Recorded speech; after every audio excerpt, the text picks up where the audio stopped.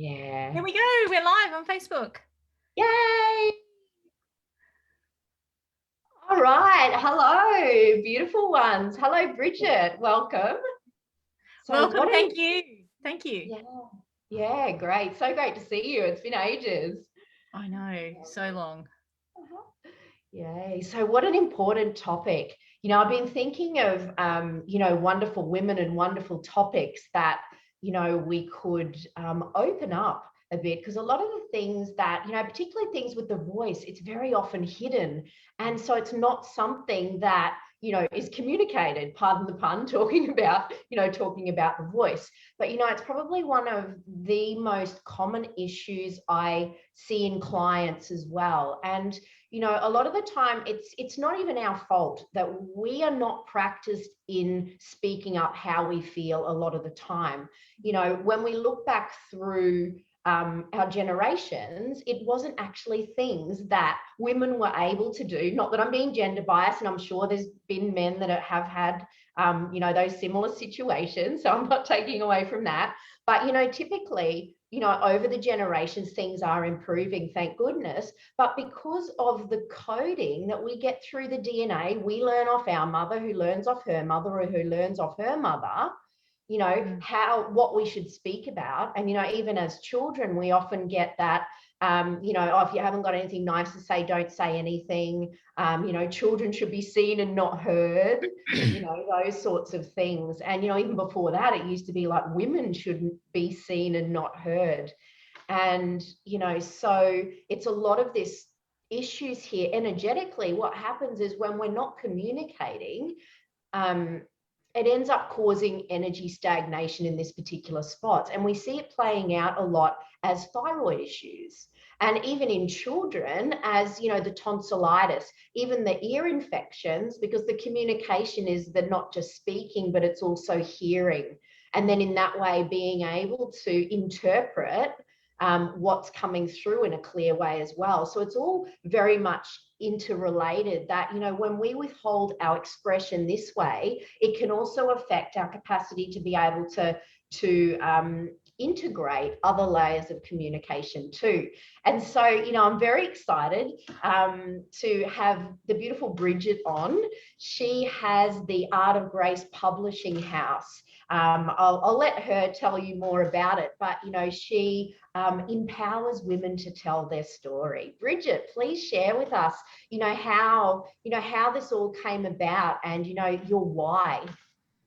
You mentioned there, Nikki, about women's stories or their voices being held back in past in the history. And that's one of the things that I talk about with the Art of Grace Publishing House, is that for thousands of years, women's voices have been shunned or hidden away or passed over for that of the male voice. And I think that that's something that we are starting to come out of now with the age of the divine, and being able to implement these opportunities for women to share their voice on different platforms and different ways. And, I teach how to write intuitively and to share from that intuitive space, because when you do that, you're really connecting not only to yourself, but to your higher self, and being able to be connected to the divine in that way and bring through your messages allows us to heal generations of wounds that may have been carried forward from our ancestors and from history. And I think that it's something that I'm here to change. And it's like, I'm on this mission this year to share 180 women's stories, and we're on track. There's 48 so far, so we're doing well. I need a few more to come on board to share their stories, but I think I forget about the ripple effect that it has. So that allowing one woman to share her voice then grants permission to another to share her voice. And that ripple effect that goes out when you share through storytelling is something that you can't put a value on, because it reaches so far and wide, and you can't ever know how far that's going to go. Yeah, and I love that, what you said about it affecting the generational lines as well, like not just your children, but also your ancestral lines beforehand as well, even your parents. And I do find that with clients, as we do work on their relationships, on their ancestral lineage, the whole ancestors don't have to do the work. It's like the one person does the work and it changes the dynamic of those energetic relationships, which then just changes the energy through the family lines. And I've had numerous reports back from clients saying that, you know, the behavior of their parents towards them or their children towards them has completely changed as they've just done the work, you know, on the inside. Yeah. Exciting. Yeah. So I'd love to know what made you get into this? Was there so I had followed this woman who was putting out a multi-author book for a number of years, and I'd worked with her once on one of her programs, and I liked her, and the opportunity arose for me to share my story. And I remembered when I was in primary school how much I liked writing, and then in high school how I'd let that slip because it all turned into essays and assignments. There was no actual free writing encouraged when I was at high school. So I sort of lost that opportunity that I could have been a writer after leaving primary school. So I allowed myself to join that. And what happened after that was published, I received over 130 messages from women that I did not know, thanking me for sharing my story, because it gave them permission to change how they felt about themselves, because they were sitting in judgment. And mine was around motherhood and how I didn't like it and how I'd never spoken that out loud because I felt ashamed and lost and, you know, not able to actually talk about it because I had set these judgments that other people were going to have of me without even talking to anybody about it. So that opportunity then allowed me to go, oh my God, I've impacted 130 women. Imagine if I could get other women to share their stories, and then they can, you know, impact people. This is going to be amazing, this ripple effect that's going to go out. So that's how I got into it, was just seeing that the opportunity arose. I'd never had on my bucket list or anything that I wanted to be an author. And, you know, now I'm writing my own solo book. So who knew? Beautiful. But then your reflection back to in school, you actually did really love the writing. Yeah. Well, I did publish a book, and it was called Chalk Talk, and I did it with a girl in my class, and she did the illustrations and I did the writing, and we published this book, and it was in the school library. And yeah. Amazon didn't exist. You just got inboxed by the system for a little while that told you you couldn't, probably. Yeah. Wasn't it? And then it's back out of the box. And, you know, I love seeing so many people being able to step into that more and more now too, isn't it? Recognizing that, you know, we don't have to follow the status quo. We don't have to do what, you know, society or what we think society expects of us too, isn't it? I think a lot of the thing is we put that on ourselves as well, don't we? We think, oh, we don't want to talk about that because, you know, we're in fear of judgment and, you know, all of those sorts of things, which is a lot of the different layers too. And even, you know, through different timelines and, you know, generationally, there can be a lot of that energy as well, can't it? That persecution type of energy that, you know, women were burned and hung and chucked in the river with cement boots on, not just women, but men as well, who were free thinkers, who, you know, who did want to speak their truth in those days as well. And, you know, even if it didn't happen to direct descendants or our own, you know, lineage, we would have witnessed it because they did it in the middle of old town squares. Like the whole town would come out and watch these ones that got selected this month or whatever. Yeah. You know, and I think that that's carried forward, you know, like there's I often talk about the story of the Bible because I was brought up as a Catholic, and I do know parts of the Bible, but, you know, like I wouldn't be able to recite it or quote from it or anything like that. But it's all written in a male's voice. And recently, it was back in early 2020 or 2019, early 2019, the Book of Mary was discovered. And in the Bible, she is Jesus's mother. And that was, you know, hidden from the world. And I'm like, they even did it as far back as then, you know, then they brought the burning of the witches who were just saying what they thought. And, you know, they were like, oh, I think they've got this wrong with them. And they got burned at a stake because they were using this instead of this to see what was going on for people. And I think that has carried forward in society. in a different way. We're not burning people at the stake anymore, but still persecuting people when they do speak their truth. And, you know, and I think that that's a shame that that's happening, and giving somebody a platform to be able to do this, or giving them an opportunity to do it, is what lights me up. Yeah, it's so good, because I remember myself, like I used to be in such fear of, you know, speaking up about things, because I've been teaching sort of esoteric practice for nearly 15 years, but it's really only, you know, in the last, you know, 4 or 5 years that I've spoken it in a public forum. Like even when I was working as an academic in the university, it was like, okay, I was teaching vibrational medicine on one side and teaching, you know, nutritional biochemistry on the other. And I used to have such a separation that I would be in fear that the people in the uni would find out that I was actually teaching, you know, teaching this other stuff. And when I spoke about it, I used to whisper. And even friends would say to me sometimes, why are you whispering? But it was such a habit. Like, I don't know where the habit came from, but it was such a habit that whenever I spoke about something that was beyond the physical, I would be whispering. And it's bizarre in retrospect. But I even remember when I started speaking out, you know, on a more public forum, how much I would be frozen in fear at times. And I'm sure it was stuff that, you know, that had gone back a long way with me as well. So I can completely understand, you know, when people do go into that freeze and that hesitation, you know, to be able to speak. And you even see that in, you know, people who are resistant to not speaking, but also to receiving. It's almost like it's their old fear programs as well, as that they don't want to be, you know, seen to be associated with it, because, you know, they've got some wounding, you know, somewhere along the line as well. So yeah, I think a lot of it is masked shame too, because they think that, like I did in motherhood, I had this preconceived idea that people were going to judge me and instead of want to help me. So I just didn't talk about it.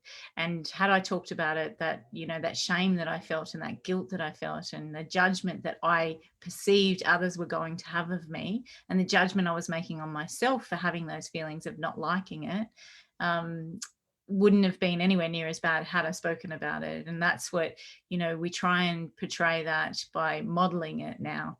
And I think that that is becoming more common, that women are modeling this and speaking what they feel, and, you know, not caring so much what other people think, because that's one of the things that holds a lot of people back. And the other thing that I see predominantly when I have people come to me to write their soul book is, one of the things they will say to me is, but who am I to write a book? Like, that's imposter syndrome. Like, I'm not good enough, and why would my story be that useful? And, you know, these people have suffered trauma beyond things that I can imagine, and they're sitting there thinking that their story, you know, their recovery and what they do now successfully is not a great story. And I'm like, well, hang on a minute, if I tell you the story from here and tell you the story, you're going to go, wow, that's an awesome story. Let's put that in a book. So yeah, it's often reflecting back to people what they say to you and go, well, actually, if you hear that from me, if I told you that was my story, you would probably go, wow, you've really overcome some stuff and this is great. And you'll be able to help other people see how they can overcome things as well. And I think that therein lies the opportunity for everyone to be able to share a little snippet of their life where they may have suffered, and then they're able to come out the other side and teach lessons to others so that they can then give them permission to change their current circumstance. yeah, it's so wonderful. It's such an important thing too, isn't it? That acknowledgement of stuff that we've shoved down, you know, that we've shoved down in our subconscious, and, you know, by being able to voice that and to share that, we actually give ourselves the opportunity of, you know, clearing that out of our own subconscious as well, don't we? And then that ripple effect, it's like magic. You're just seeing it spread so much more quickly these days, isn't it? The more empowerment that's coming through through the matrilineal lines, you know, through the divine feminine. And, you know, it's not to take away or try to take over the masculine. That's not feminine energy. It's about, you know, being able to all work together more cohesively, and to be able to actually value what it is, to be woman too, which is Yeah, it is. It is very much so. Sorry, my phone kept on buzzing. I've just turned it off. It is something that I don't think people realize. I don't think that people realize the impact that they can have on others when they do share their story. And until you experience it, I don't think you realize. I mean, even your friends saying to you, why are you speaking so quietly? Like, that would have been something that you went, oh, well, because, and then, you had a conversation with them around it, and that helps you to lift your voice higher. So I think that it's something that once you do actually start speaking and you see the impact that you have, or you feel the impact you have, or somebody sends you a message and says thank you, it makes the whole thing worthwhile, and all those fears you had just dissipate, and you go, wow, well, that's totally worth it. There was a lady in my most recent book, the Unconventional Motherhood book, and she got a message from a friend that she's been friends with for a long time. She said around 20 years she's been friends with her, and she has younger children. Her friend has younger children, and the woman in the book, the story, her children are much older, but it was for when they were younger and how much she struggled and what complications she had and stuff. And the friend said to her, I can't believe how paralleled our lives are, and I've never spoken about this, and I'm struggling and I need help. And it gave her permission to actually ask for the help. So, what a gift to be able to give to your friend. Yeah. Isn't it? Amazing that could happen. So, yeah, it's something that I don't think they realize how impactful they can be. Yeah, and it sounds so simple, isn't it? It's just kind of like, just speak up, and it's like, but there's just so many layers to it, isn't it? Around like the guilt and the shame and the, everything else that, that we've been, I guess, brought up into, isn't it? Believing these untruths, Yeah. isn't it? Kind of keep us stuck, Yeah. literally, energetically as well. And it does. I loved what you said about, that self-worth. And you see that, like, when we look through the energy systems, that if we've got a blockage here, it's affecting the ability of the energy to run up smoothly up that channel. And what it does is it starts to close down the heart. And so we lose that compassion for the self, because we don't have that opportunity to interact in that way. And then that also ends up causing, stagnation and a lot of bloating and maldigestion and things like that in that solar plexus, which is all that sense of self.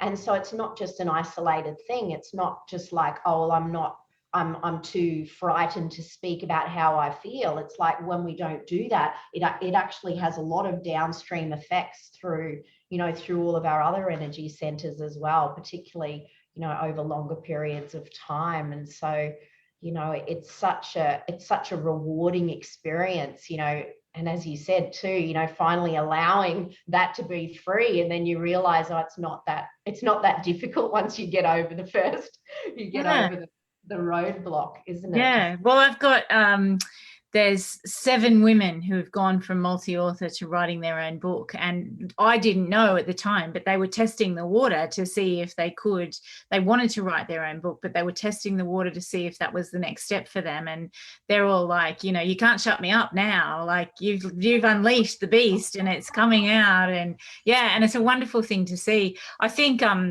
we have a mutual friend, Kelly Party Cooper, who's actually doing this, and I think her book comes out, it's either the 24th or 27th of August. Yeah, And I did see that. That's great. she is the person who was so afraid to speak her truth because of it's a bit like you with the university work and the spiritual work and keeping it separate. She's in the medical profession, and keeping that separate from the spiritual, she had a lot of trouble with. So she wrote a book, Spiritual Being Human, and she's like, you can intertwine the two, it's okay, and this is how it works. So it's a beautiful experience for me to watch unfold, and for everybody else to get the benefit from in the future. Is something that, it's a legacy that she's leaving in the world of her voice in format of a book. And I think that that's a wonderful thing to see her go from so afraid to speak about this spirituality that she's feeling and the connection she feels with her intuition, to producing a book about it. Is leaps and bounds ahead from where she began a Yeah. couple of years ago. So yeah, it's a beautiful thing to watch blossom. So a lot of your books, you've won a lot of awards too. Yeah, so I've hit #1 with my publishing house. I've hit #1 bestseller internationally with 2 multi-author books, and I've contributed to 2 others that hit Amazon bestsellers, and I've contributed to one that hit USA Today bestseller. So yeah, pretty amazing. Yeah. Yeah, fabulous, isn't it? And it really is just such a good indicator of the power of the story, isn't it? Of the woman's voice unleashed. Yeah, exactly. I think I'm addicted to it, Nikki. I need to start, what did I call it? Multi-author books anonymous. I need to start. Not a bad thing to be addicted to. I just I find the process so cathartic, and I always go into it thinking this is what I'm going to write about, and I always end up writing about this, because when I'm thinking this is what I'm going to write about, it's coming from here. And when I set up my space and energetically clear everything and light my candle and get myself ready, do my heart congruence and begin to write, something completely different comes out. And every time I'm surprised at what I actually write, and I go, well, didn't see that one coming, did I? And there'll be tears, and there'll be, thoughts of should I, could I, would I, and that imposter syndrome comes in. I have all these things come up for me.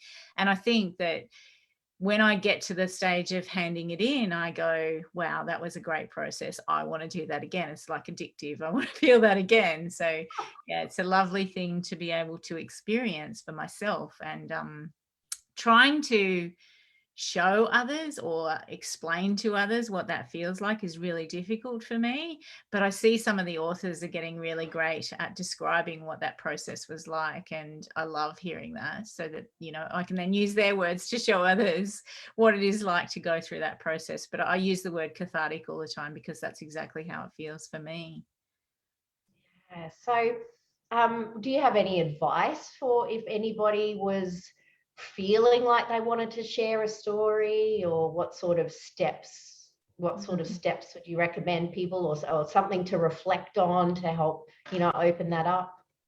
Yeah, just writing. I think that for the first thing you do is just start to write, and it doesn't really matter what you are writing about or how it comes out or what it looks like. You just write. And free writing is something that I discovered by accident, because I started writing in multi-author books and then just started this free writing. So if I think of something and it bothers me, I start writing about it, and then eventually it's not bothering me anymore.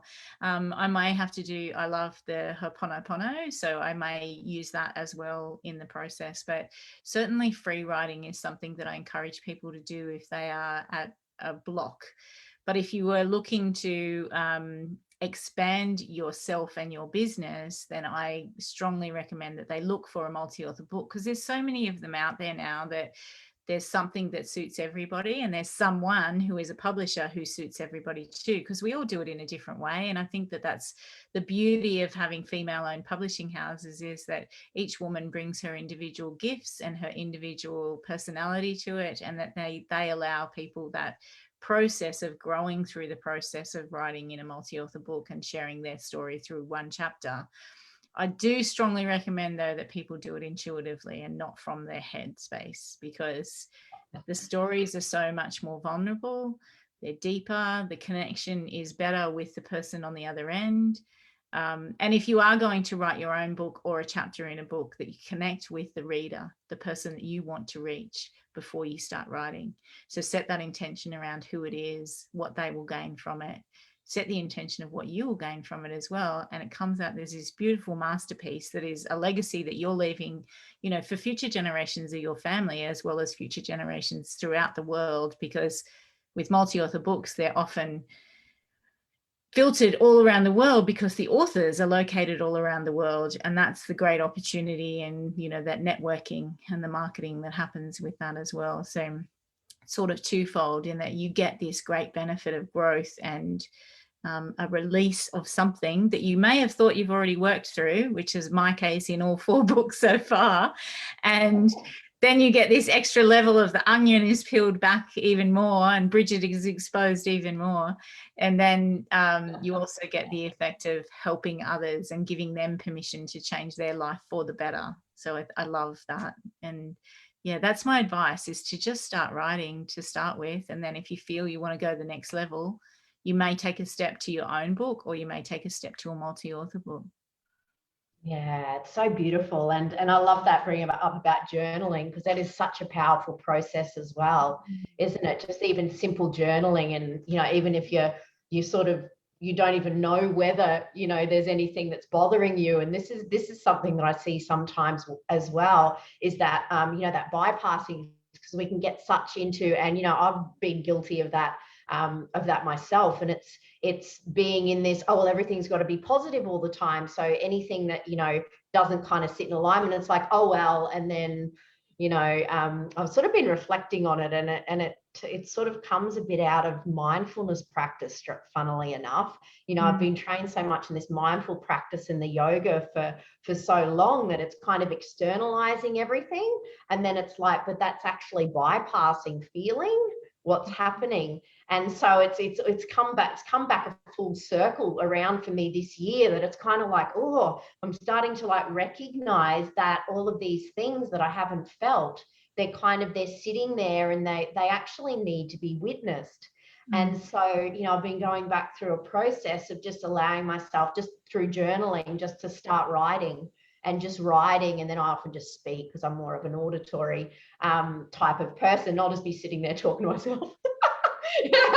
As you do, but it's like, you know, because it seems to come out faster for me, faster than I can write.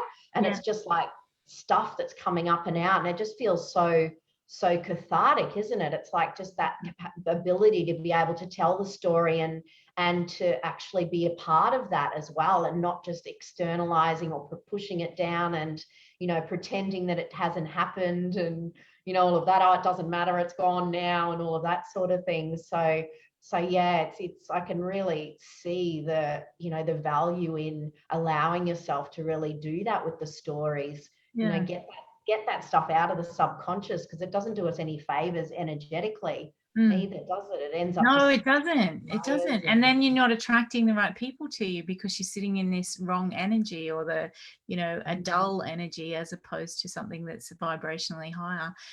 You mentioned about you know, speaking, and there's an app called Otter, which is promoted to be used for business meetings, but I use that to actually record stuff. If I'm out and about and I think of something that I want to share a story about that's come up from my past that I've just thought about, I won't remember it by the time I get home. So I just speak it into the Otter app, and it actually types it out for me. I still have to reformat it and stuff, but I might share that as a story post on Facebook, and, you know, invoke for others permission to share their stories, or invoke for them to actually have permission to forgive themselves for something that has happened during their past. And I think that that's the great thing about storytelling, is that it doesn't have to be just in a book, and it doesn't have to be just in you know, your journal. You can actually share it on social media, because we have this internet that is an amazing tool for us to share our things. And in turn, that allows, if you're in business and you're sharing your stories, it allows your clients to actually get a deeper connection with you. And I think that the male dominated world doesn't want that, you know, generally doesn't want that connection, and has held that connection back. And that again helps the rise of the feminine, which is going to bring more peace to the planet, in the ultimate aim of the whole game. And, you know, I love that part too. So encourage people to do that as well. that's beautiful, isn't it? Thinking from here, not from here all the time. Yeah. The divine union, isn't it? It's beautiful. Exactly. It's beautiful. Yeah. Oh, wonderful. Yay. So yeah, I thought maybe we could share a process with everybody. So I've got a little process. We'll do a little process to help move energy through the throat space, shall we? So if you are feeling like you are a bit blocked in your communication, and you're safe to do so, if you want to close down your eyes, and taking that opportunity to connect in with your breath. And as you start to become aware of your breath, Just consciously breathing in and knowing that you're breathing out. And as you continue to ride those waves of the breath, slowing the breath down if you can.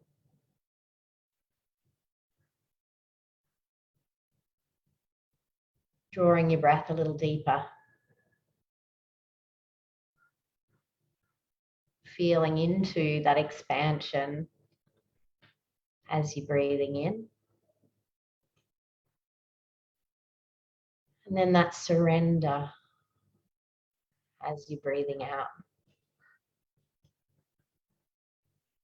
And as you continue to ride those waves, becoming present right here, right now. Noticing yourself in your seat. Feeling the rise and fall of your torso. Now taking your awareness into your throat space. And just noticing how that's feeling for you at this moment.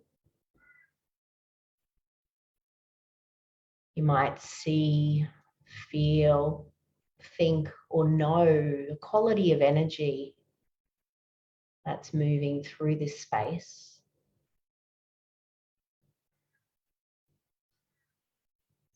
Just allowing it to be however it is.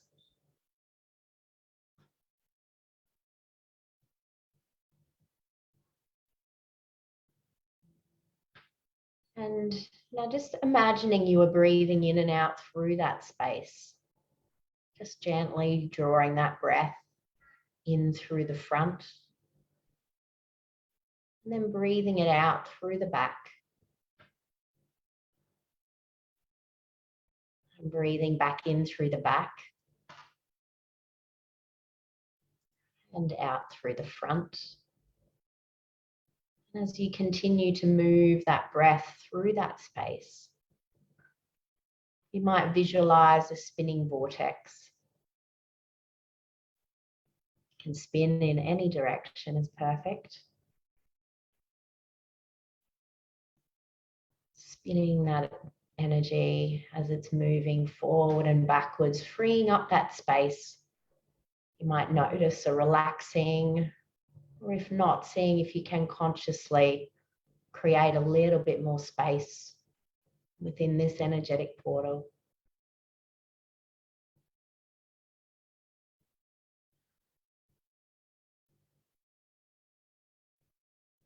You might bring in the color blue. Breathing now a beautiful but brilliant, bright sky blue. Breathing that color blue, allowing it to fill that space.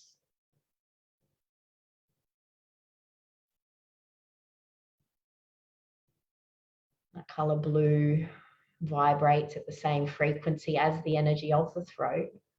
And so we can use that color to help to activate and bring back into balance the energy of this space. As you continue to breathe, radiant color blue through your throat space.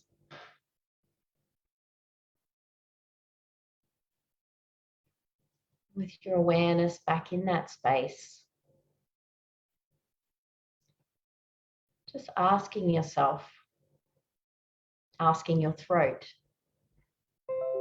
does it have something to share with you right now? Just allowing yourself to receive that information in any way.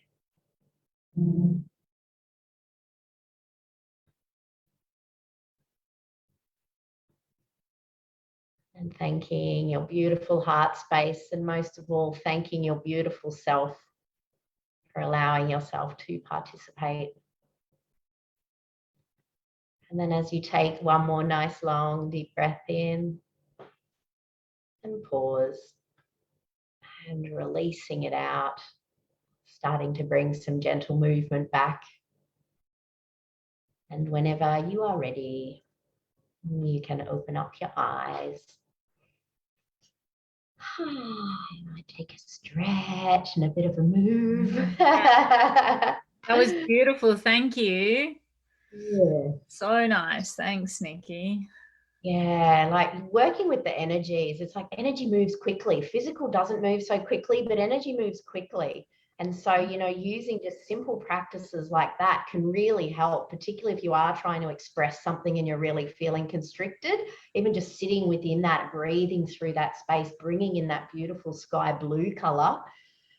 Yeah. And then, you know, allowing yourself to start from that point rather than, you know, from that constricted, you know, fear-based kind of stuckness as well. Yeah, that's brilliant. Thank you so much for that. It was lovely. What a beautiful way. Great. I'm so glad you enjoyed it. What a privilege. So lovely to see you. Before we go, what I'd love to do is share with you is I've got an upcoming temple immersion. It's a 21-day program that I take people through. We talk all about energy, how it works. We do a whole lot of different energetic processes over the 3 weeks as well to really help you to identify different barriers and blocks and helping to move stuck energy out of your subconscious. And so if, you know, if something like that might interest you, I'll pop a link in somewhere here, and please feel free to reach out if you've got any questions. I've got loads of other content to YouTube and all of those sorts of things if you want to hear a bit more from me, and we can catch the beautiful Brigid. Yeah, you can on brigidholder.com. And I do have Intuitive Speaking Her Truth taking applications at the moment, which is, you know, for the woman who is standing in her power and can't help but use her intuition because it's part of who she is. And I want that book to be able to give others permission to step more into using their voice and speak their own truth by seeing the stories of others who've done the same. Ah, that's great. So Intuitive Knowing Her Truth, if that resonates so, with anybody or everybody. Speaking. The first one was speaking. Perfect. One is speaking. Yeah. So it was perfect that you asked me to talk about voice today. You know, like when you said it, I thought you must have seen the adverts for the book. And I was like, no, she hasn't. I pulled it out of your field. You did. That's beautiful. Oh, dear. It was lovely to speak to you, Nikki. Thank you so much for your time. And it's great to always be in your energy because you are such a light. And yeah, I really appreciate it. Thank you. Oh, thanks, gorgeous woman. We'll catch up again soon. I look forward to it. All right. Bye. Bye, everyone. Take care. Bye.